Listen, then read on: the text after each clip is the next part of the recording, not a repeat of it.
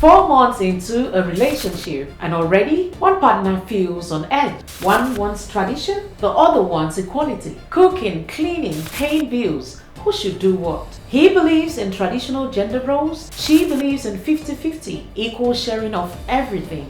Now, this couple is caught in a battle that threatens the future before the marriage even begins. The question is, when two people see marriage so differently, is love truly enough to hold them together? Is this a red flag they can't afford to ignore? By the end of this episode, you will hear a perspective that could either save this relationship or show it was never meant to be. Should marriage really be 50-50, or are traditional roles still the secret to lasting love? Stay with me, the answer might just surprise you.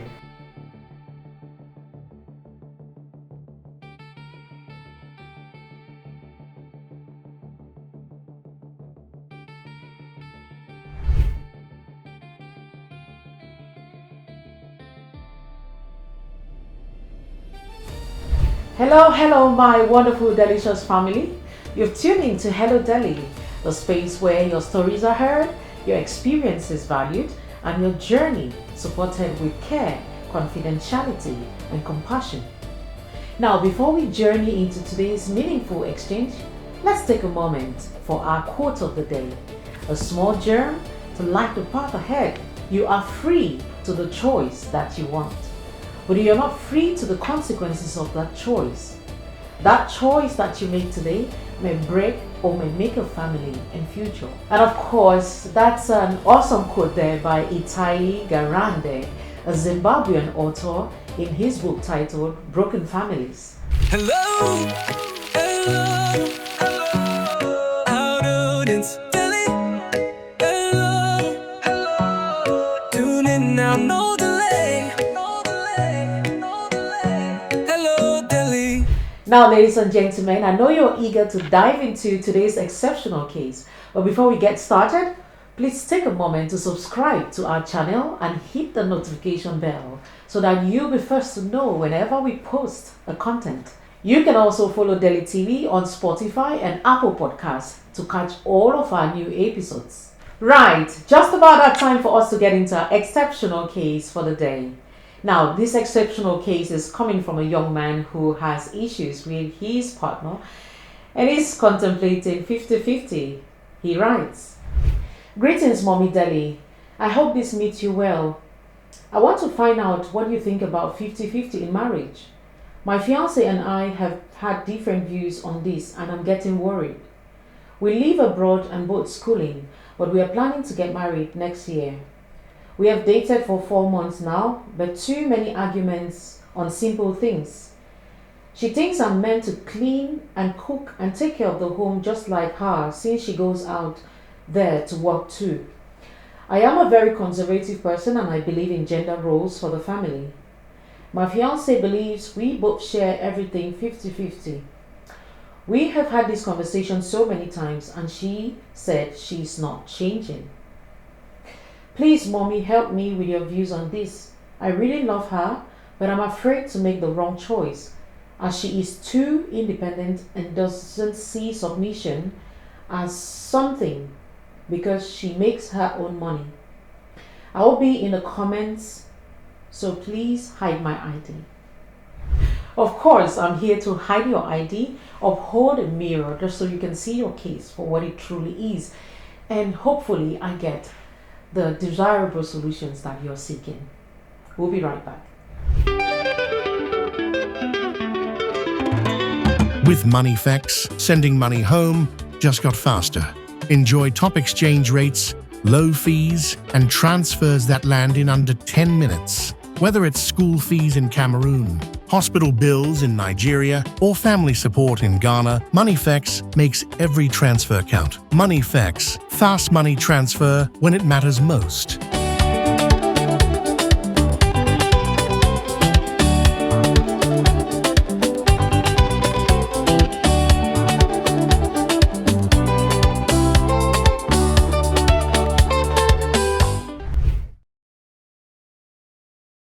Welcome back, ladies and gentlemen. Just about time for us to get into our analysis bit of our case. I must admit it is a very, very interesting one. And I always say that it's such an honor each time a man comes to seek counseling from my desk, because it's enormous bravery and the desire to build a happy home. So I'm even more elated when I see singles who are not solely consumed by butterflies, but their desire to, make the right decision, have the right knowledge, and build meaningful relationships. So in this case, we have a young man in love with his fiancée, like he puts it, but he's troubled by the variations in views regarding marriage. Then we have the fiancé, on the other hand, equally with very strong and unwavering views on marriage. I guess we have a less tedious analysis today, so let's just kickstart with the fiancé. Well, I always go with fiancé, come back to the other person, so talk about one. But today's case, we would do a good job at just analyzing every sentence that has been brought to our table. I would love for us to start with a fiancé, but the way the case is structured this time around, we are going to touch both sides simultaneously. So at one point we get the fiancé, at the other point we get the anonymous contributor. Now, one of the first things that he said, "Mommy, what are your thoughts about 50-50? My fiancé and I have different views on this and I'm getting worried." Now, first of all, why are you worried that you have different views? I ask this question because it is a normal thing to be worried. No two persons are the same. And so it's very okay to have varied views. Now think about it. You were born into a different family, different parents, raised differently, experienced different circumstances. You've had a different view completely about life. So yes, you've loved different people, you've had other relationships, I like to think, been on different locations, and then you've met in your adulthood. You think about it, even your own siblings from the same womb, they will differ. What more of, somebody you've just met and you're getting to know. So no, there's no issue with having varied opinions, different views. So you should not be worried about that. Matter of fact, it is rather pointing to the fact that you are getting to know this person. Okay? So the question is, to what extent are these differences? You have these views, but how are these views presented? What are the issues when these views are presented? You said, "My fiancé believes we both share 50-50 in everything." Now, before I get into the 50-50 bit, let me quickly address this word that you have used, because I'm very intentional with words. I'm not passive with them. So when I see a word that is used, I want to be sure why that word was used. And I have to be sure, what you're saying. So when you say your fiancé, do you mean that in the right context, or you're just, excited or consumed because you have plans of settling down? When you say this is your fiancé, it will mean you are engaged to that person. It means that you have officially declared your intentions to both families and friends, and you have their blessings already. When you say fiancé, it means that you have literally bought a ring and asked or popped the question of, "Would you mind being my bride? Would you mind getting married to me? Would you mind saying yes to me, to my proposal?" It means you have gotten to that level, and apart from asking the question, you have had a yes from her. If that has not happened, you are sadly just boyfriend and girlfriend. These unnecessary titles are usually the reasons why many get stuck in setups they cannot undo. They move into cohabitation and they start calling themselves husband and wife, because if care is not taken, after this fiancé bit, that it is still unofficial, because given the relationship and the setup you have given to us, I'd like to think that it's still boyfriend and girlfriend, because there's not been any thought about our proposal or so. Before we start hearing about husband and wife, when you and I know that it is just cohabitation, again, I'm here to uphold a mirror, so you see this case for what it truly is. Another thing, you said we have dated for just 4 months, but too many arguments. While I understand there is no stated time to know someone, as humans are very complex. We are very complex, so you cannot say, "I'm going to take 1 year, 10 years, 5 months or so." I like to think 4 months is not late, but it's equally a little too early to start talking about marriage. Why? Because it is still the knowing stage. And at this stage, you are meant to be vetting each other, understanding their mindsets, their thought patterns, their value systems, their deal breakers, their strengths and their weaknesses, and test compatibility. So before you start thinking of, oh, this person is my fiance, because until they tick these boxes, can you properly ascertain or know if this is the right person for you before you start talking about all of that? Now, responding to what you were talking about, 50-50 in marriage, I think there's no such thing as 50-50, in my opinion. Again, you asked for my opinion, so I'll say that.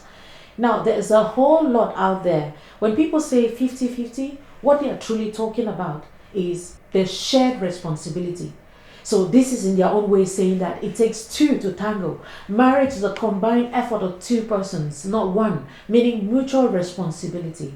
However, in terms of proportions and percentages, marriage is not a profit and a loss account where you tally who did more. What of a situation where your partner cannot meet up, for some very obvious reasons? Are you going to pause because, they're not meeting up? Are you going to say, okay, I'm going to do just my own 50% and then it's going to be hanging because they're not there? Now hear me when I say this. Requiring a strict 50-50 split in marriage for responsibility can lead to resentment and conflict by focusing on keeping scores rather than fostering mutual support and flexibility.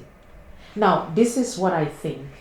A more successful approach will be a 100-100 mindset, where both partners aim to give their best effort and trust the other to do the same. It means that you're adjusting your contributions based on the current needs of your relationship and your abilities. It means that you are not just talking about equality, because 50-50 would really mean equality. It means that you're talking about equity, where you look at the strengths of each partner, their weaknesses, their needs and responsibilities, and you merge it together so that one could blend and balance for the other. When you live by percentages, you would always feel cheated. When you live by sacrifice, you would always feel complete. And you need that to sink deep within you. Now, the next thing you said is that we both live, we school, we work abroad. She thinks I'm meant to clean, to cook, and to take care of the home just like her, since she goes out there to work too. Like I said, I am here to uphold this mirror so you can see the depth of your case. You can understand the gravity, the magnitude of what it truly is. You think about it. You go to work, you work long hours, you go to school, long hours as well. And then when you come back home, she has to cook, she has to clean and serve you. My dear brother, you think about it. Won't it be selfish wanting all of that? Or let me say, maybe selfish is a bit too hard. Isn't it unfair that you do not factor in that you are working as much as she is doing? Again, and then leaving everything for her? You are living in a capitalist society where everything is money. The bills are many, and one person can hardly handle all of that. It requires both of you to put your resources together, your time, your energy, and all whatnot. Now, that's what's happening. And on her part, she is going out there to hustle too, like you. Now, I'll understand if she was working just short hours and you doing all day, for instance, and then she comes back home having enough time to cater for the house chores. That way we do not have to compare with it, because again, she has enough time to come and help out because you're still at work. That would be striking that balance. But no, you both work, you both go to school, you both, hustle. It is only fair for her to ask that bit, talking about 50-50. Like I've said already, the 50-50 is not very feasible. But in this circumstance, that 50-50 would just mean you balancing, you understanding that she has a lot of load to carry. And so you do not expect her to do all of what you both do out there and still come back home and do it all by herself. Another thing you said, I'm a very conservative man and I believe in gender roles in marriage. Now, you have brought your case to a conservative woman. You brought your case to somebody who believes in that, because I think it's a very virtuous place to be in. However, conservatism comes with boxes to tick, Conservative men have traditional values and prefer women not sharing bills with them at all. If you're a conservative man, you do not want to drag these things with your woman because you want to be in charge. You want your woman to follow you. You cannot be conservative with house chores and then when it comes to financial issues, you decide otherwise. You cannot cherry pick like that. If a woman is meant to do all the cooking and cleaning and children because you are conservative, then you would have to carry all the financial burden and vice versa. So if you choose the 50-50 route, it means we all will go about hustle financially, we will go about paying the bills, we will split everything. While she's hustling and hustling, equally share house chores too. Because it again, like I said, it will be unfair on her. If you hustle, she hustles equally like you and then come back to cook, clean, take care of the children and still meet your needs in the other room. You see what I mean? So again, this is not conservatism, it's not cherry picking what's convenient for you. Sadly, most conservative men find it hard abroad. I know, because if it's in Africa, if it's back home, it's as easy. It goes without saying, right? Now, but here the system is different. It's financially demanding to carry all the financial responsibilities, and usually the woman has to step in. Hence, they have to make adjustments when they come out here. Out of their will, I know, but then it is what it is. Unlike in Africa where conservatism, traditional values thrive seamlessly because, of course, housewives or the wives have very little or moderate financial expectations on their part. So it will be unfair to expect your wife abroad to go out to work for long hours, school, still cook, clean, serve you in bed, and cater for the kids without your assistance. Let's be fair. Let's be reasonable. The next thing you talk about is, I really love her, but I'm afraid to make the wrong choice. I really love her. Now, let me ask this question. Are you in love with her, or you are in love with how she makes you feel? Because those are two different things. They say love is blind, my brother, but marriage is the eye opener. So while love is a beautiful thing and we all love to be in love, I need you to understand that it is not enough to carry marriage. And if your basis of wanting to get married to her is just the simple fact that, you are in love with her, I want you to start rethinking your stance right now. Love may have drawn the two of you together, but love by itself cannot sustain you. Feelings are beautiful. We love butterflies, but they rise and they fall. Wisdom is what steadies the home, not love. Love is on its own, it's never enough. The beginning is usually characterized by love. And when I'm talking about this love, I'm talking about the erotic love, the butterflies, the tick, tick, tick in you. I can't go to sleep. Oh my God, I miss her. I'm daydreaming. That's what I'm talking about, the love. And that's why you say you love her. Because love in its full essence and its real meaning is not naive. Love in the real sense of it is understanding who you are dealing with and still accepting them. But you see, this argument, it clearly tells me that it's more of the erotic bit and less of a proper understanding of who your partner is. Do you think that those couples who get divorced did not love each other? And especially at the start? They did.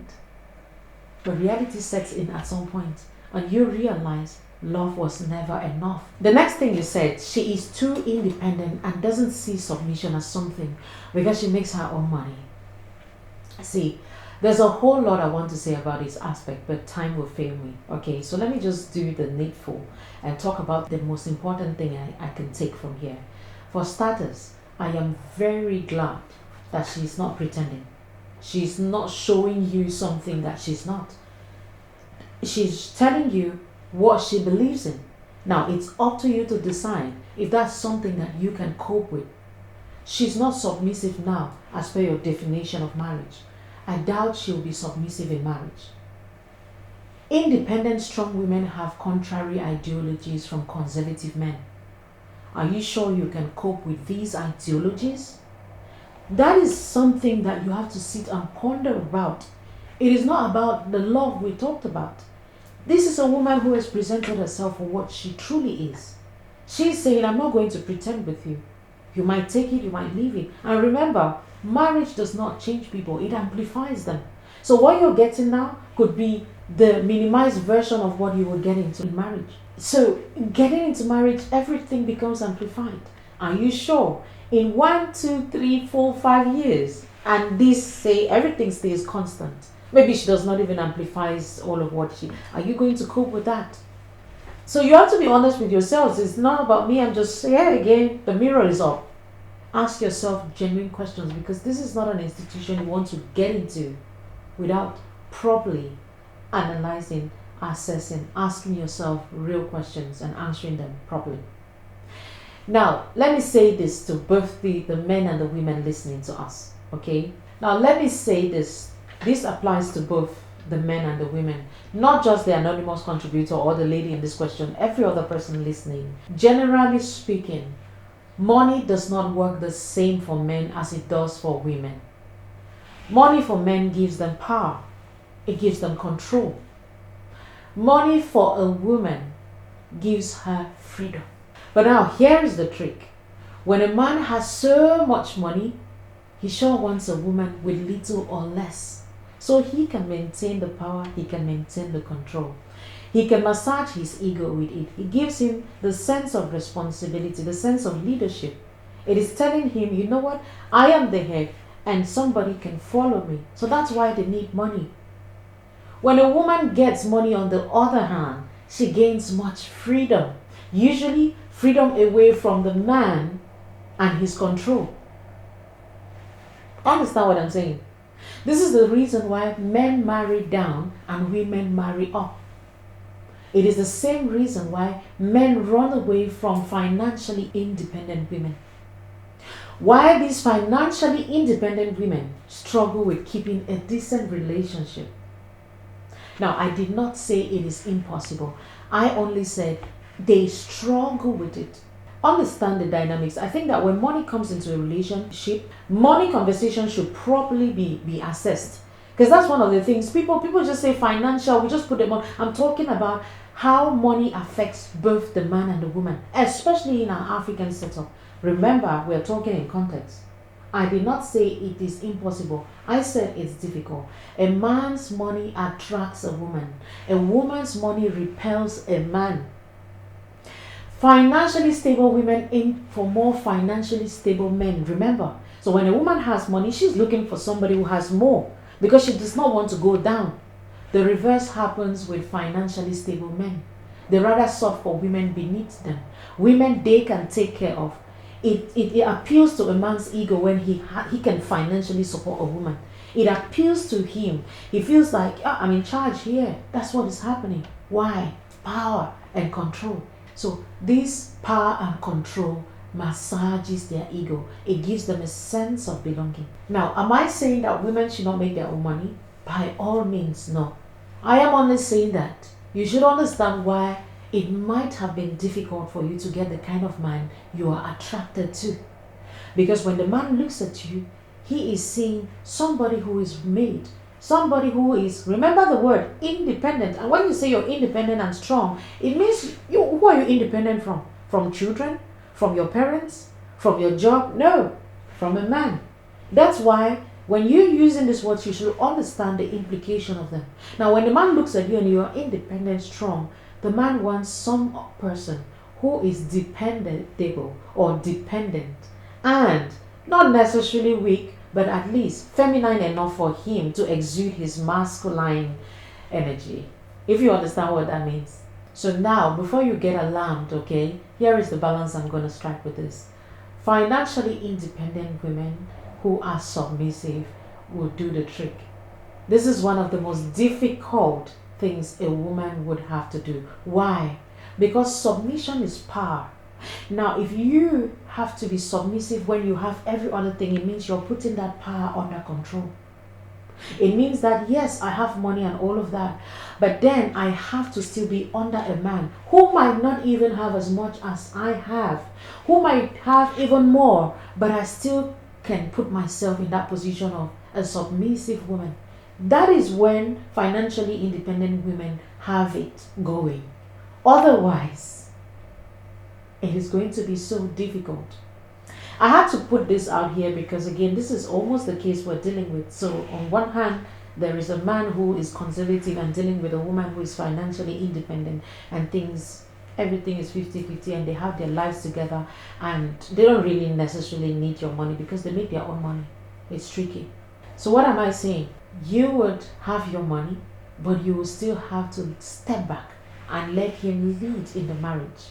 You're going to let him exude control, power, and authority over you in a healthy way, of course. So now the other side to it could be the women don't change. They're independent, they are strong. They command authority. They go out there and they do all of these things. But then the men on their own heart are very secure, that they are not bothered, they are unperturbed. They are not panicked by a woman's wealth. Whatever it is, whatever respect she commands out there, it doesn't really bother them. But I'll tell you, especially for a man and an African setup, it is so difficult to find such men. But that would only be the balance. Again, remember, we're talking in context Africa here. So I had to put this balance just so you see that if you are a conservative man, a traditional man, go in for a traditional woman. And if you are independent, strong, go in for a man who thinks 50-50 is the way forward. So that the man will push you out there, you know what, to do all of what you have to do. But if you are an independent, financially independent woman who is attracted to a traditional man, then you will have to submit and let the man take authority and rule. Otherwise, it is a disaster about to happen. It's too many things to talk about on here as far as conservative, traditional versus independent and 50-50 setup is concerned. But let's find out the solution to these concerns raised by our brother when we come back after the break. This is a thorough and insightful analysis of the case that addresses the main issues directly. To summarize the situation, here's an overview of the conflict. 1. Premature commitment and value misalignment. They're moving toward marriage too quickly without aligning core values and compatibility. 2. Unrealistic 50-50 expectation. Both expect perfect equality instead of flexible partnership and mutual support. 3. Clashing gender roles. Conservative beliefs conflict with modern views on shared responsibilities. 4. Power and independence struggle. Money, control, and differing views on submission are creating tension and imbalance. The answer is coming, and it's happening right now. Hold tight and let's ride. Welcome back, my delicious. I'm glad you stayed up through to this point. This is about that time where we get to propose solutions to our brother who is here to seek clarity on his case, and hopefully those of you listening back home having similar cases would get a thing or two from these proposed solutions. Now, the first thing I would say is please categorically go back to the drawing board. It starts with self. It starts with dating you again. So it entails looking within you and honestly, genuinely asking these questions. Who am I? This is the question of purpose and identity. Like I said, and I've always said, marriage is a tool to fulfill purpose. Meaning that when you get married, your partner is going to help you fulfill that which God has called you on earth to do, to fulfill. And that entails knowing who you are, because you will not know what your purpose is all about if you do not understand your identity. So I always point towards identity. And the moment you know who you are, then you can know who you need, in this journey of marriage that you're about to hit. The next thing, question, what do I want? The goals, the outcome. Because yes, you might not know. If you do not know your destination, you might not know how to even get there. What is the outcome of this? What is the goal? What are my goals? I'm talking about goals that you have set that should come out from this relationship and, of course, from the marriage. Next question. What is my idea of marriage? Understanding who a husband is and understanding who a wife is. And if you are towing the route of conservatism, what does that in essence mean? So just so that you're not 1 foot in and 1 foot out, or you are claiming conservatism, but then you are looking for the benefits of equality on the other hand. The next question you should ask yourself, is this truly the one for me? Not to be carried away by butterflies and feelings like we said initially, but to be sure that this is the right person that I want to fulfill purpose with, that I want to live the remaining years that I have on earth with. That is such an important question to answer. So you keep aside the love, the tick, the butterflies that you feel, and genuinely answer this question. The next question you're going to ask yourself is, if she doesn't change, will I cope with these in the next 5, 10, 15 years? Matter of fact, even just 1, 2, 3, 4 months down the line. How tolerant would you be of her excesses? Ask this question and have genuine answers. The next question, are there aspects about me that need working on or changing? This would entail you probing your convictions and challenging your mindset. Because sometimes we are so focused on the other person, but we forget that we have work to do too. So when you ask yourself, what is it she complained about too? What is it, this 4 months you people have dated, what is it she has been saying, I don't like that? What is it? Keep her aside. Maybe other people have said this thing about you. Because you know what? The moment you get into marriage with these baggages, it is difficult to fix them. And when you're fixing them again, you are the first beneficiary of that. Because I'm not fixing character because another person would benefit. It starts with me. So that's what I'm saying. Are there aspects about you that you need working on or changing completely? The next question, what does the institution of marriage entails? And many persons sadly get into this institution without understanding this bit or without properly answering this question because, hey, they don't know better. They need proper understanding of what it is. Once you have properly dated yourself again and asked these questions, it will determine the outcome from hence. Remember, these are questions to determine if you're going ahead with this marriage, this relationship, or you are putting an end to it. So you either say, yes, she's the one for me, and fix what exactly has to be fixed at this point when you can still fix it, or you would say, you know what, she's not the one for me, and you walk away. Remember, I've always said, a broken relationship or engagement is always better than divorce. After that, whatever decision you make at that level, I would still say pray. I've always said this. I'm a religious person, I'm a Christian, so of course I would propose that. It is up to you to take it or to consider it. Prayers. Prayers matter a great deal. And as a religious person, as a Christian, I always propose it. It is up to you to take it or to consider it. Marriage is God's idea. It is not man's idea. He knows exactly what he intended for marriage. He knows what's best for you.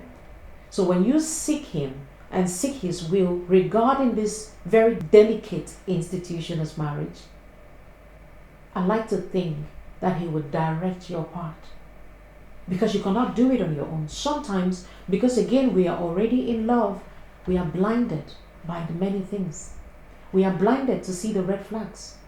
And when you seek divine help, you can be rest assured that you will not make as many errors as we have in marriages. I hope this helped. This was the most I could propose for you. But guess what?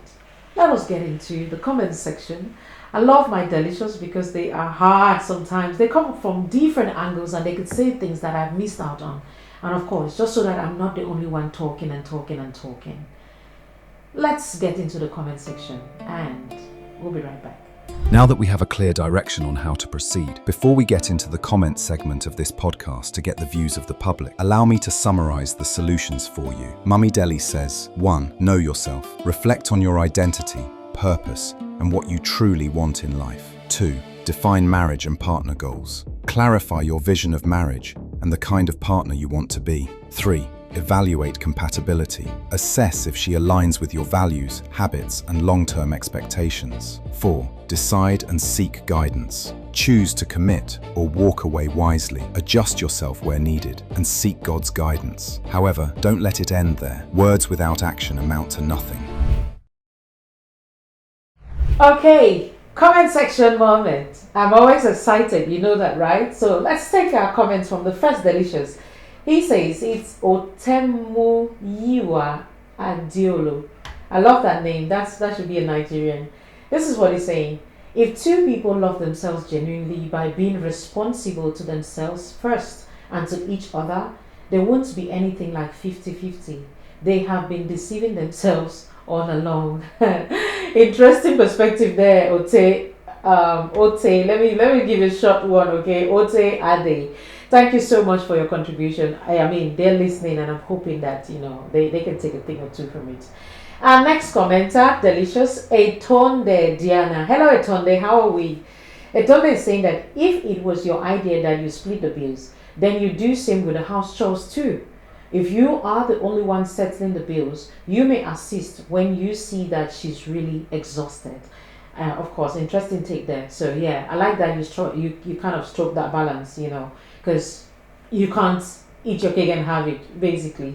Okay.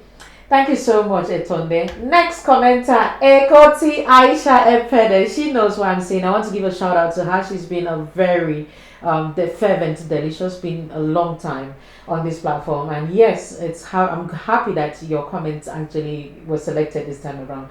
But she's always very, very, very sarcastic or interesting. So let me read it. I've not even read the comment, but let me read it. She says, let's take a look at something. Now that you are single, don't you cook and clean? I said it. You see? Now that you're single, don't you cook and clean? Why is it hard for men to give a helping hand to their wives? Good, you said you both work, which definitely means you both will get exhausted. Exactly. Okay. She might be a bit hard, but this is exactly what it is. And we've already touched on that. So thank you so much, Ekoti. Thank you. And of course, our final commenter for today, Tribal Queen. Tribal Queen, hello Tribal Queen, how are we? Tribal Queen is saying incompatible humans. A sign of an incompatible couple always. Constantly arguing on different topics. Some of my delicious with mouths on a mop. But hey, this is the most we could get for the comment section bit. I'm happy, okay, that we have these contributions from you all. Of course, understand that we're not biased. We are just picking 4 random comments and then we project them out there. But hey, do not fret, okay? Next time could be your turn, so keep on commenting. So again, massive shout out to my delicious for that amazing insights that they always give. Next thing, we're moving over to the nuggets section. Of course, you know how much I love my yummy nuggets. But first, we take a quick break for our partners. Do you want your brand featured on this show? Hit us up on the WhatsApp line below and let's make magic together. Don't go nowhere. We'll be right back. With MoneyFX, sending money home just got faster. Enjoy top exchange rates, low fees, and transfers that land in under 10 minutes. Whether it's school fees in Cameroon, hospital bills in Nigeria, or family support in Ghana, MoneyFX makes every transfer count. MoneyFX, fast money transfer when it matters most.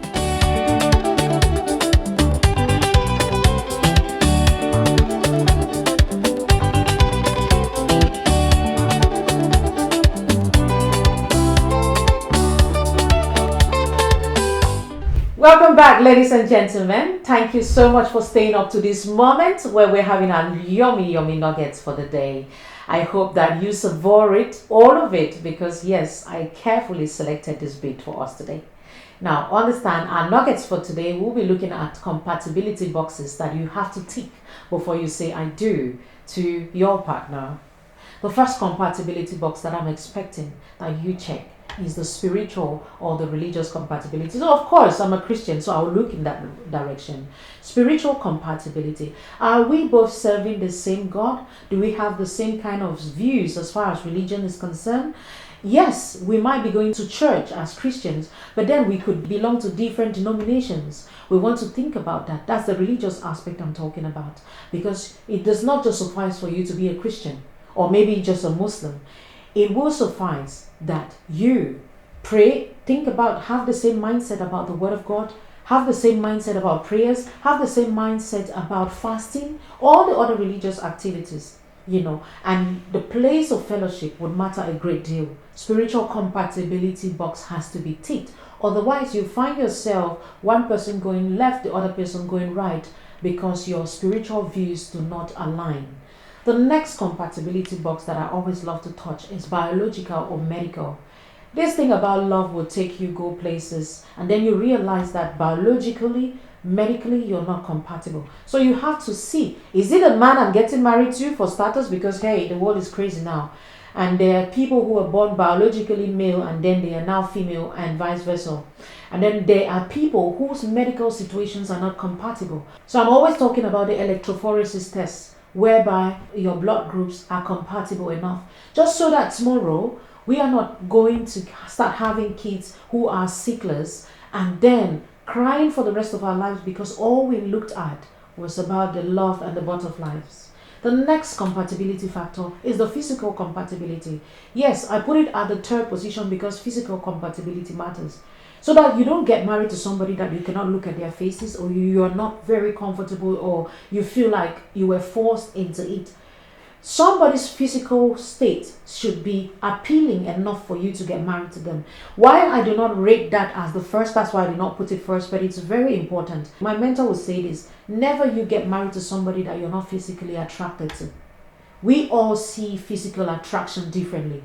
So they say beauty lies in the eyes of the beholder. So be the beholder of your own relationship. Just so that if it doesn't look beautiful or appealing to other people, I was not forced into this. I saw qualities physically that I am attracted to. The next is mental compatibility, psychological or mental compatibility. I love that because, trust me, there are people who are physically as beautiful as they are, but you start engaging with them in a conversation and you realize your worlds apart. And so these other ones, you might have ticked those boxes, but the mental bit, you want to be sure. What are their thought patterns? Does it align with yours? How do they see life? What are their political views? What would they make out of a situation that comes out trendy? Do they even know how far have they come? Mental compatibility has a lot to do with education too, but again, it is more of how people have self-educated themselves, self-taught themselves. They could be on a pedestal that people who have gone to mainstream schools cannot get. So I'm talking about compatibility, meaning even if this person does not have as much education as you, that person would have the mental capacity to match whatever it is you have in your mind or your brain. Age compatibility, I'm talking about generational gap.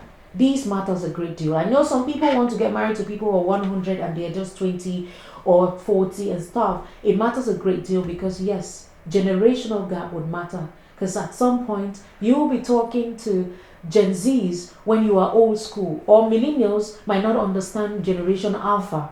These things do matter in relationship. Let's talk about temperamental compatibility. I love to talk about temperaments. You see, your temperament, it matters a great deal. I hope that I get another session to talk about temperaments extensively, where we get phlegmatic, choleric, we get the sanguine, and then we get melancholic. These are the 4 different categories of temperaments that you either minor or major with one of them. But at least to know who you are so that you can know which temperament would match with yours, so that you are not either fighting all along or having a really very boring setup as far as marriage is concerned. Then we have cultural compatibility. It matters a great deal. There are some cultures that are intolerant to your own culture. You don't just want to be tied up with, oh, I'm married to this person, I love this person, but then the cultural bit is unacceptable. And still in the line of culture, understand what a family will tolerate. Some bad families, it's not just about their culture, they have family cultures. You should know about that. So even if you're marrying into a tribe, there's a specific family that has a culture that you might be intolerant to. You want to know all of this and tick that box, before you are saying I do to your partner. There are lots of other compatibility factors, but these would be the main ones that I think I can propose to you, just so that you're not just excited, but you're actually doing the needful, just to see that when you get married, it is thriving. My goal is always to redefine authentic relationships, build marriages, encourage people who are getting into relationships, but make it and do it the right way. Okay. I hope that you took a thing or two from the nugget section. I hope it's yummy enough for you to make informed decisions. Okay. All is well that ends well. If you have been with us from the start up to this moment, I want to give a massive shout out to you. Thank you so much for staying true up to this moment. Remember, in the rhythm of partnership, some days at 90-10, others 45-55. But true love isn't about keeping scores, it's about 100-100 commitment, where both give their best. This episode challenged us to look beyond initial attraction and ask tough questions about compatibility, traditional roles, and the true meaning of partnership. Now, if this conversation resonated with you, imagine the clarity waiting in every episode. Subscribe to Hello Delhi now on YouTube, Apple Podcasts, and Spotify, and hit the notification bell so you never get to miss a wisdom that can transform your relationship. Join our delicious family and let's keep seeking sense together. Until next time, I remain your intentional host, Delhi Singah. Stay blessed. I love you. Hello, our audience. Delhi. Hello, tune in now. No